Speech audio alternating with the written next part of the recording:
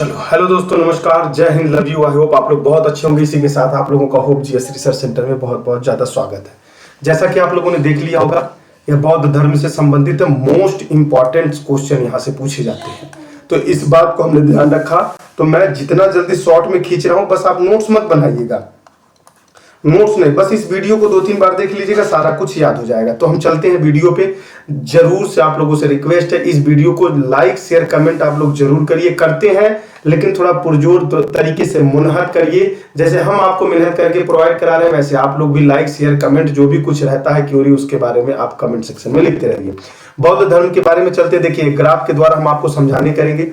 और बौद्ध धर्म का आप लोगों को पता है 600 ईसा पूर्व की बात है, और 600 ईसा पूर्व लगभग 6वीं ईसा पूर्व की बात है। तो ये सब बातों में नहीं फंसते, डायरेक्ट क्वेश्चन जवाब पे चलते हैं। बौद्ध धर्म के वास्तविक संस्थापक कौन थे? तो महात्मा बुद्ध जी का नाम था। इनका जन्म कब हुआ था? तो रिपीट करते चलिएगा, 563 ईसा पूर्व हुआ था। जन्मस्थल कहाँ पे था? जन्मस्थल कहाँ पे था बेटा? जन्मस्थल देखिए लुम्बिनी में था। कहाँ पे सा था? लुम्बिनी में था। लुम्बिनी में कपिल वस्तु में था। वर्तमान में कहाँ पे है? देखिए नाम पूछ सकता है, रूमी नदई नेपाल में है। कहाँ पे है बेटा? नेपाल में। तो ये सब नाम पूछे जा सकते हैं, इसलिए नाम को याद करके।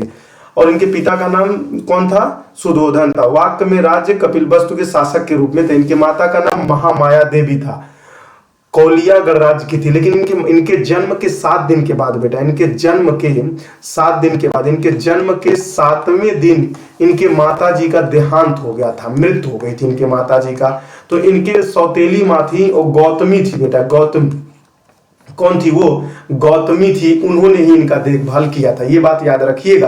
पालन पोषण ये क्या लिखा हुआ तो है, गौतमी ने किया था। पत्नी का नाम यशोधरा था और कोली गणराज्य की राजकुमारी थी। यशोधरा था बेटा इनका पत्नी का नाम। और इनके पुत्र का क्या नाम था? नाम था राहुल था बेटा। इनके पुत्र का नाम क्या था? राहुल था। सारथी कौन थे? तो चन्ना राज सारथी थे। इनका घोड़ा कत्थक था बेटा, कत्थक घोड़ा था। ज्ञान की प्राप्ति कहाँ हुई थी इनको? बोध गया में, बिहार में निरंजना नदी के तट पर हुआ था। ठीक है ना। और आगे फॉर्मेशन मिलता है। प्रथम उपदेश इन्होंने ऋषि पंत सारनाथ में दिया था। शिष्य कौन थे? आनंद और उपाली थे बेटा। धर्म प्रचारक का स्थल कौन था? साक, काशी, मगध, अंग, मल, वंजी और कौशल था। जीवन का अंत कहाँ हुआ था? 483 ईसा पूर्व 80 वर्ष का दिन वैशाखी में पूर्णिमा के दिन कुशीनगर देवरिया में हुआ था। तो एक नाम याद रख लीजिएगा बेटा, एक नाम था इनका। जब इनका मृत्यु हुआ था तो चुंदा था बेटा, चुंदा के द्वारा अर्पित भोजन उन्होंने भोजन कराया था। उसी भोजन के बाद इनका देहांत हो गया था। पेन थोड़ा सा पतला करने, काफी मोटा हो गया है। 1 मिनट बेटा, 1 मिनट। पेन पतला करने का थोड़ा सा मौका दीजिए। कलर भी बदल देते हैं, 1 मिनट। ये कलर बदल दिए, इधर ये पतला कर दिए। ठीक है ना। यहाँ पर तक बात समझ में आई कि नहीं आई? चलिए अब आगे बढ़ते हैं। आप लोगों को यहाँ तक समझ में आ गया होगा, ठीक है ना। तो देखिएगा, सिद्धार्थ जी जब घर से बाहर निकले थे बेटा, बाहर सैर करने बाहर निकले थे। एक्चुअली जब इनके पिताजी थे, इनके पिताजी के गुरु ने इनको बताया था कि आपका बच्चा सन्यासी हो जाएगा। तो इनके पिताजी ने इनको घर से बाहर निकलने के लिए प्रतिबंध नहीं किया था, पूरा व्यवस्था कर दिया था घर से बाहर ना जाए। तो जब घर से बाहर निकले थे तो ये 4 लोग इनको मिले थे। कौन कौन लोग मिले थे?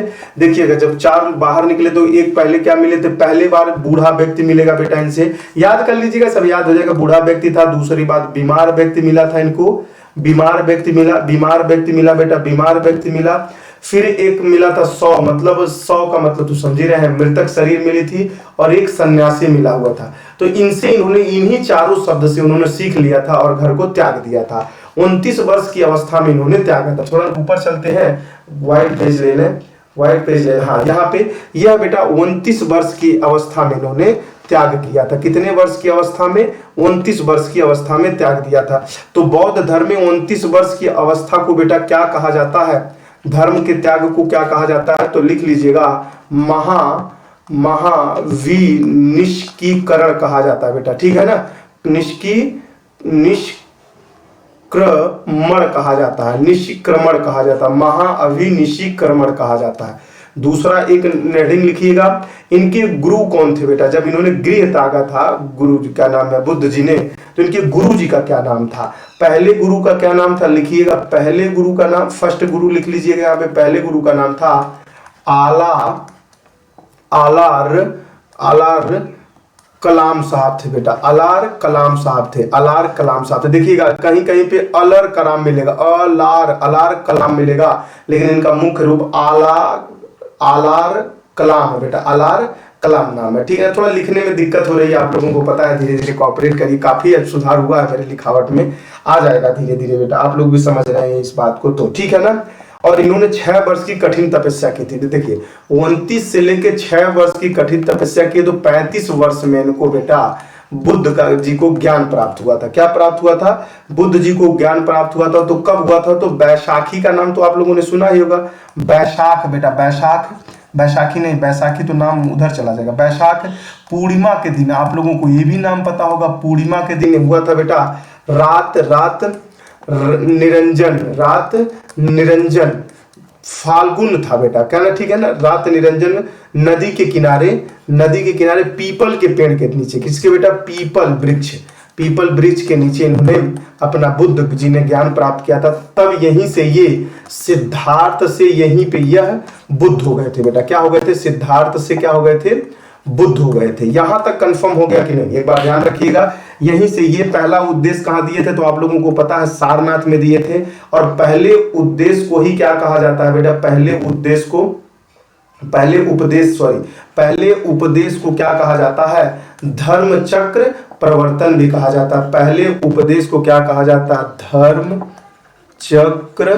धर्म चक्र बेटा, धर्म चक्र प्रवर्तक भी कहा जाता है। क्या कहा जाता है सर, धर्म चक्र प्रवर्तक भी कहा जाता है। और ये इन्होंने पहला उपदेश दिया किस रूप में था, तो आप लोगों को पता होगा, जनसाधारण भाषा। उस समय कौन सी भाषा थी, तो जनसाधारण भाषा में पाली भाषा थी बेटा, जनसाधारण में पाली भाषा थी। इनका मृत्यु कब हुआ था, तो आप लोगों को तो बता दिया, कुशीनगर में 443 ईसा पूर्व में हुआ था। चुंदा के हाथ के खाना खाने के बाद हुआ था। तो यही कहा जाता है जो इनका हुआ बेटा, महापरिनिवारण कहा जाता है। आपको कई बार मैंने सवाल पूछा, जब इनकी मृत्यु हुई थी उसको क्या कहा जाता है बौद्ध में, महापरिनिवारण कहा जाता है। इसका अर्थ क्या होता है सर, बहुत बार आपने बताया, इसका अर्थ होता है बेटा दीपक का बुझ जाना। किसका बेटा, लिख लीजिएगा, इसका मतलब होता है दीपक का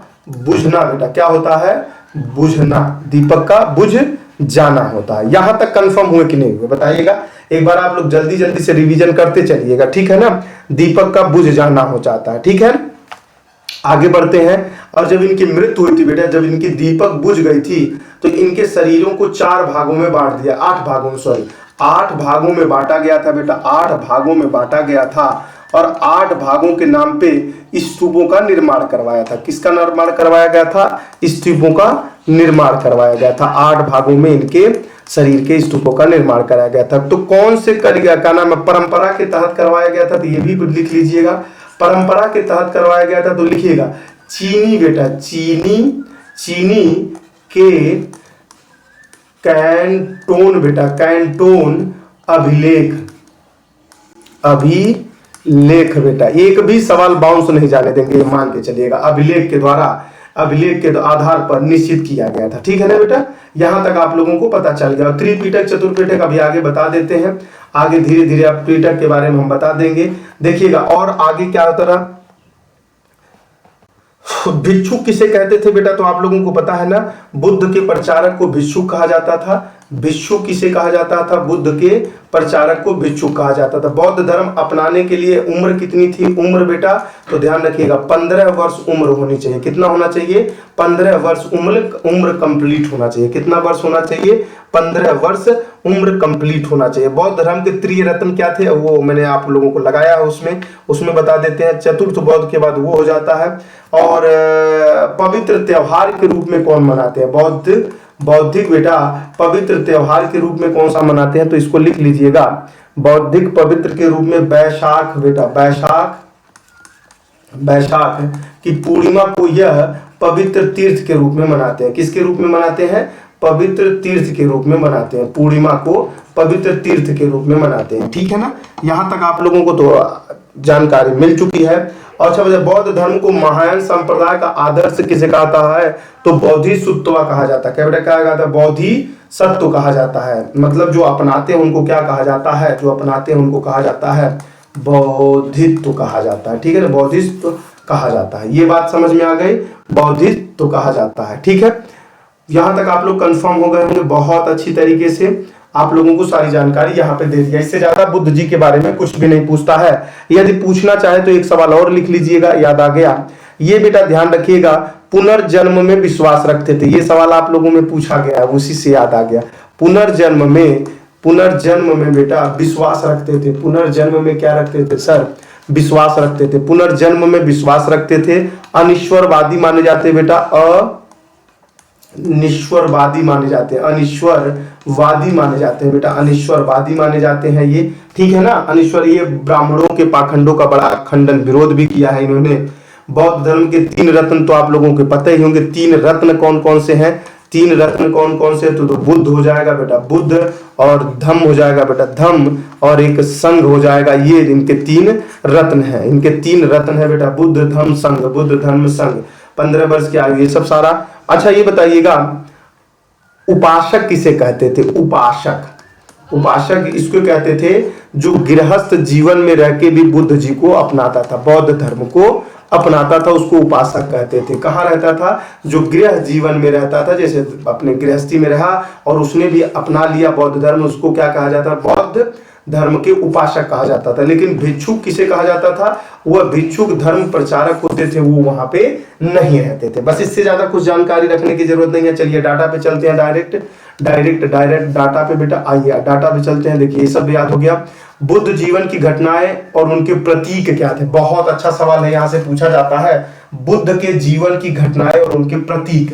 ठीक है ना, गर्भ का मतलब हाथी होता था बेटा, क्या होता था, गर्भ का मतलब हाथी होता था। क्या होता था, गर्भ का मतलब हाथी होता था।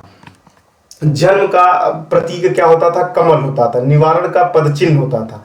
प्रथम प्रवचन का चक्र होता था। ज्ञान प्राप्ति को बोधि वृक्ष कहा जाता था। गृह त्याग को घोड़ा कहा जाता था। मृत्यु को स्तूप कहा जाता था। समृद्ध को शेर कहा जाता था। यौवन को सांड कहा जाता था, सांड। ये प्रतीक आप लोग 1-2 बार वीडियो को जब लगातार सुनेंगे तो नोट्स बनाने की जरूरत नहीं पड़ेगी। देखिए त्रिपीटक नाम आ गया, सूत्र पीटक, विनय पीटक और अभिधम्म पीटक हो जाएगा। ठीक है ना बेटा, ये पीटक थे। लेकिन ये जो क्या नाम है पीटक है, तो पीटकों के थोड़ा बुद्ध के आध्यात्मिक दर्शनों के विचार का संकलन है। तो ये पूछा जाता है बुद्ध जी के आध्यात्मिक दार्शनिक विचारों का संकलन कौन से पीटक में मिलता है, तो तीसरे वाले में मिलता है। उपदेश किस में मिलते हैं, तो पहले वाले में मिलते हैं। ठीक है ना, आचार प्रचार का विचार कहाँ मिलता है, तो विनय पीटक में मिलता है। यहां तक कंफर्म हो गए आप लोग, बहुत अच्छे। देखिएगा, बुद्ध धर्म बौद्ध संगीत के बारे में पूछता है। प्रथम संगीत 483 ईसा पूर्व कहां पे हुआ था, तो राजगृह था। अध्यक्ष कौन थे उसका बेटा, महाकश्यप जी हो जाएंगे। और उस समय का शासक कौन था, अजात शत्रु था। मैं कसम खाता हूं कि इससे ज्यादा डाटा आपको बुद्ध जी के बारे में वनडे एग्जाम में जानकारी रखने की रत्ती भर जरूरत नहीं पड़ेगी। गारंटी लेता हूं, कोई भी सवाल बुद्ध जी का उठा लीजिएगा और आज से नहीं 1948 से लेके 2023 नहीं 2047 तक यदि इससे सवाल बाउंस नहीं होगा वनडे एग्जाम के एग्जामों में। ठीक है, द्वितीय 383 ईसा पूर्व वैशाली शाबक मीर बेटा, शाबक मीर। और उस समय राजा कौन था, काला शोक था। कौन था, काला शोक था। तृतीय 250 ईसा पूर्व पाटिलपुत्र मोगलिपुत्र। तीसरे अशोक था बेटा उस समय। चतुर्थ कौन था, कुंडल वन था। वसुमित्र था और कनिष्क था।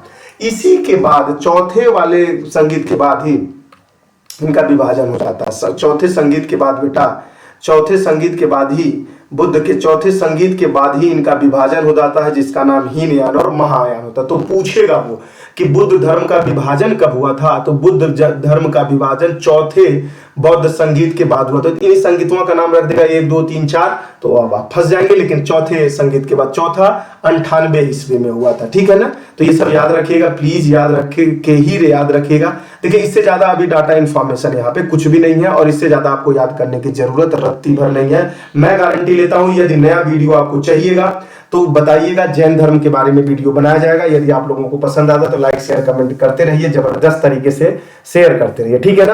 कोई दिक्कत परेशानी हो तो बताते रहिएगा, डाटा का कोई परेशानी हो तो अपने लेवल पे मेंटेन कराने के नहीं मेरे पास भेजना, सेंड करिएगा। Love you, take care, bye, मस्त रहिए, खुश रहिए, एंजॉय करते रहिए। नया सेशन के लिए इंतजार करते रहिए, लाइक शेयर कमेंट